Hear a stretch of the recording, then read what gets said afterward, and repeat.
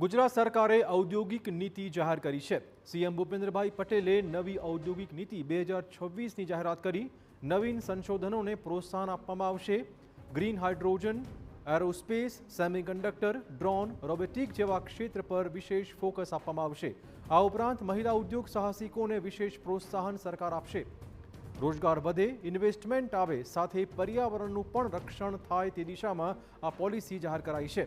વિકસિત ભારત 2047ના વિઝનને સાકાર કરતી આ પોલિસી હોવાનો સીએમએ દાવો કર્યો હતો। ભવિષ્યના ઉદ્યોગને જોતા આ નીતિ તૈયાર કરવામાં આવી છે।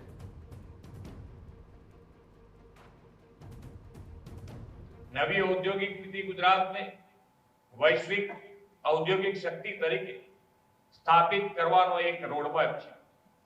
આ નીતિ અંતર્ગત green hydrogen, green ammonia, battery storage, electrolyser, electric mobility, aerospace, space manufacturing, semiconductor support unit, nuclear power equipment, robotics, drone, sports goods, toys અને ફૂટવેર જેવા ફ્યુચરિસ્ટિક સેક્ટર્સને વિશેષ પ્રોત્સાહન આપવામાં આવ્યું છે।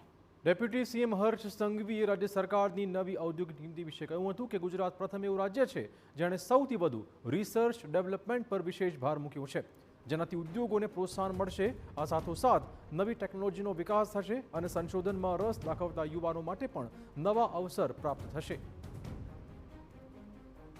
આ દેશમાં ગુજરાત એવું પહેલું રાજ્ય છે કે જેને સૌથી વધારે ફોકસ R&D માં R&D માં 50% સુધીની સબસિડી એ કોઈ ઇન્ડસ્ટ્રીને ફાયદો કરતા ગુજરાતની આવનારી પેઢીઓ જે R&Dમાં રિસર્ચની અંદર જે રુચિ ધરાવે છે એવા હજારો લાખો યુવાનોને ભવિષ્યની અંદર એક ખૂબ મોટી દિશા મળશે, પ્લેટફોર્મ મળશે।